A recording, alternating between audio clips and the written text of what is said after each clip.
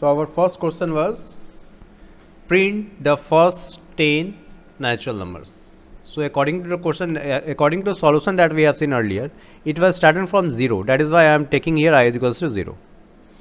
The condition is while I is less than equals to 10. That means these lines will run till the value of I is less than or equals to 10. And then print I. Print I is the body of the loop, and then after that inside the body of the loop I am using one more line, I is equals to I plus 1, that will be used for incrementation. So let's run the code. I am using the spider interface. You can use your own interface, whatever is comfortable for you. So when I am going to run this, just I press the F5 button, or you can press the run button. You can see here the output is coming. At the right side bottom area you can see the output is just in front of you, and the output that is coming is the value from 0 to 10. That means we have solved the problem that was asked to us. The value from 0 to 10 has been printed. The loop was terminated when the value of I reaches more than 10 value, that is the value of I reaches 11. Just for your clarification, after the while loop I am going to write print I, and we will see what is the current value of I just after the loop. You have to see here that I have written print I below the loop, not inside the loop. That means whatever the value of I was used till the entire looping process, that you have seen here also in the output. Now I want to show you that what was the value for which the loop was terminated. So when I am going to again run it, you can see here one more value has been added, and that is 11. That means this is the value that was used for the termination of your looping. So I am just putting one message to make it clear that when you are going to run it, you can see this is the output of the loop 0 to 10, and after that we are getting the message terminated at 11. That means this was the value for which our loop was terminated. Now this was the first illustration that we have seen in the slide. In the second illustration, the question was to ask a number from the user and find a sum of that n natural numbers. So first we will ask the number from the user. I have to write x is equals to int input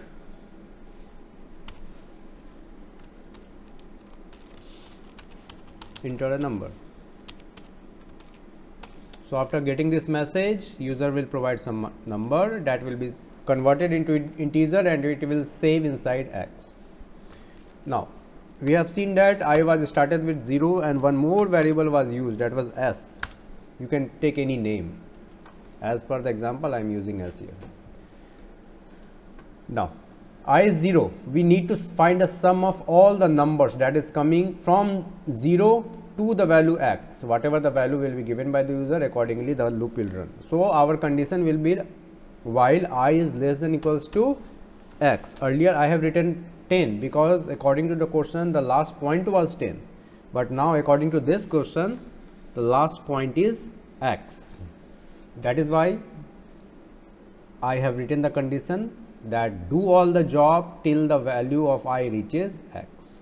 Now inside that part, inside the loop, we don't need to print anything. We need to calculate. What we need to calculate? We need to calculate s is equals to s plus I. That means whatever the value of new or old value of I will be given, that will be added to s, and this addition will be done till the value I reaches x.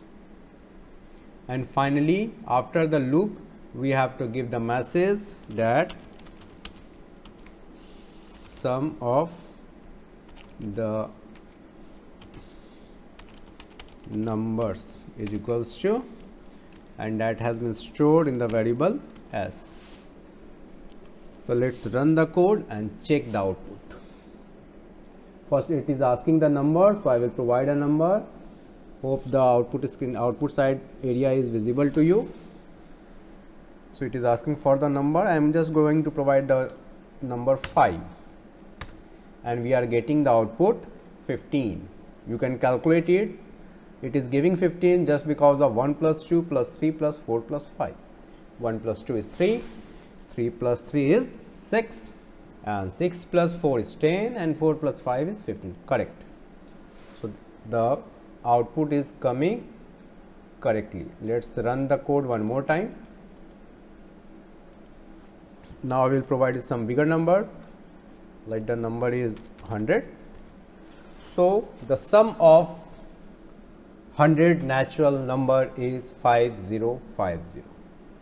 You can give any number, accordingly you will get the output. Now what will happen if I am going to provide some negative number? Let's see. I am going to provide a number, let it be minus 20, and the summation that is giving in front of you is 0. Why? Because the number we have given to x is minus 20. And what is the condition here for running the loop? It is telling that the loop will run only when the value of I is either less or equals to x, and we have given the value x minus 20. Current value of I is 0 and 0 is greater than minus 20. This condition is not true, and that is why entire content inside the loop has not been executed. So what was the starting value of s? Was 0, and that has been printed as the output. So this is how your while loop will run.